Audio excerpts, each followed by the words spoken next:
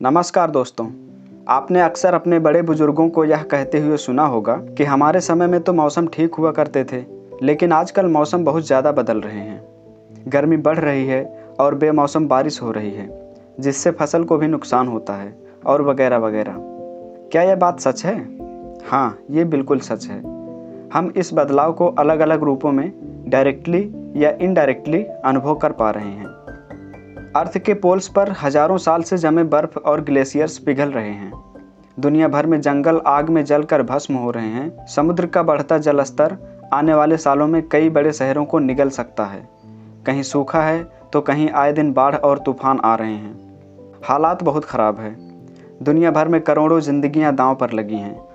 हो सकता है कि आज आप पर इस क्लाइमेट चेंज यानी कि जलवायु परिवर्तन का असर सीधे तौर पर ना पड़ रहा हो, लेकिन हम लोग जिस तरफ जा रहे हैं आप भी जल्द ही इसकी चपेट में आ सकते हैं। समस्या इतनी गंभीर है कि पृथ्वी के अस्तित्व पर सवाल उठने लगे हैं। लेकिन ये नौबत आई क्यों?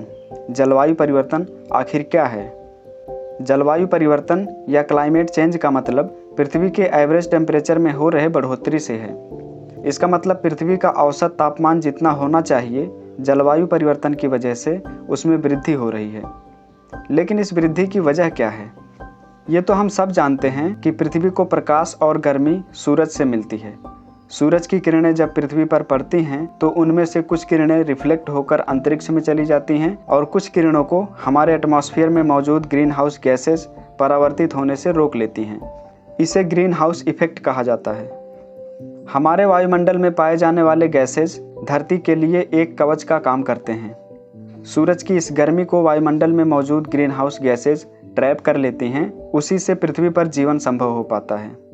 मतलब अगर धरती के वायुमंडल में ग्रीन हाउस गैसेज ना होती तो हमारा प्लेनेट इतना ठंडा हो जाता कि यहाँ पर न केवल इंसानों का रहना मुश्किल होता, बल्कि खेती भी आसान नहीं होती और फिर दुनिया की आबादी का पेट भरना मुश्किल हो जाता। तो इसका मतलब यह है कि जिन ग्रीन हाउस गैसेस को हम विलेन की तरह देखते हैं, वो तो हमारी लाइफ के लिए बहुत ज़रूरी हैं। हाँ, बिल्कुल हैं, लेकिन तभी तक जब तक उनकी मात्रा हमारे पर्यावरण में संतुलित हो। प्रॉब्लम उस वक्त उत्पन्न हुई जब ह्यूमन एक्टिविटीज़ के चलते कार्बन डाइऑक्साइड और मीथेन जैसी ग्रीन हाउस गैसों की मात्रा हमारे एटमॉस्फेयर में बढ़ने लगी। और जब इन गैसों की मात्रा बढ़ी तो ये सूरज के ज़्यादा हीट को एब्जॉर्ब करने लगी और इस तरह अर्थ का टेम्परेचर बढ़ने लगा और यहीं से क्लाइमेट चेंज की शुरुआत हुई। इन ग्रीन हाउस गैसों में water vapours, carbon dioxide, methane, ozone, nitrous oxide और क्लोरोफ्लोरोकार्बन शामिल हैं। इनमें से सबसे खतरनाक CO2 ही है, जो लंबे समय तक पर्यावरण में रहती है। इंसानी गतिविधियों से जो भी कार्बन डाइऑक्साइड यानी CO2 पैदा हुई है, उसकी सबसे बड़ी वजह फॉसिल फ्यूल्स का इस्तेमाल है। इसमें कोयला, डीजल, पेट्रोल और ज़मीन से निकलने वाली गैसों का इस्तेमाल शामिल है। साल 1750 में जब औद्योगिक क्रांति की शुरुआत हुई, तब से फॉसिल फ्यूल्स का यूज ज़्यादा बढ़ गया और तब से अब तक कार्बन डाइऑक्साइड की मात्रा हमारे एटमॉस्फेयर में 30% तक बढ़ गई। यह एक डरावना आंकड़ा है।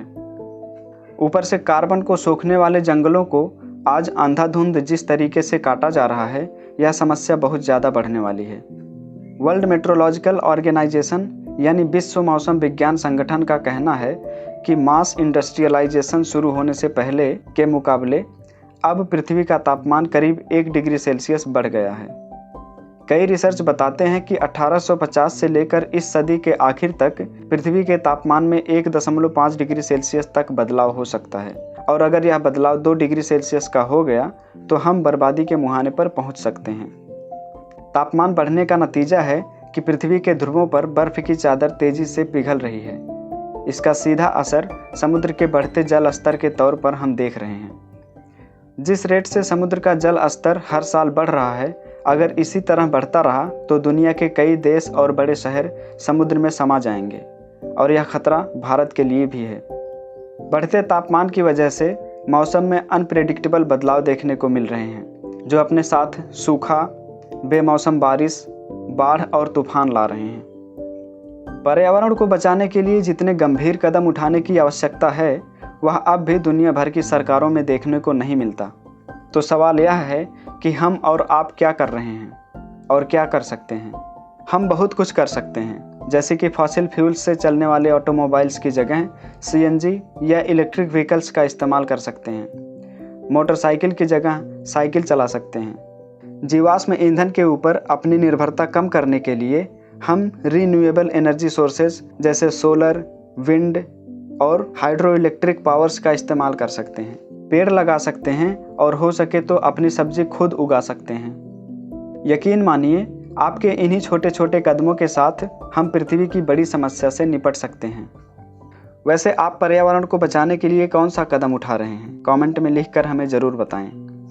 आज के लिए बस इतना ही। अगर आपको यह वीडियो पसंद आया हो तो इसे लाइक कीजिए और अपने दोस्तों के साथ शेयर भी कीजिए। अगर आप इस चैनल पर नए हैं तो चैनल को भी सब्सक्राइब करना बिल्कुल ना भूलें।